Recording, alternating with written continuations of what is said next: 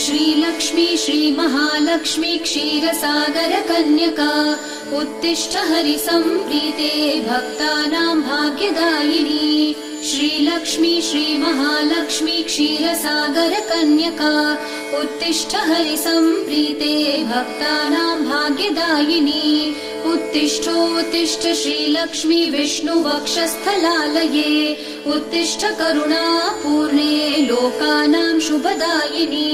उत्तिष्ठोत्तिष्ठ श्रीलक्ष्मी विष्णुवक्षस्थलालये उत्तिष्ठ करुणापूर्णे लोकानां शुभदायिनी।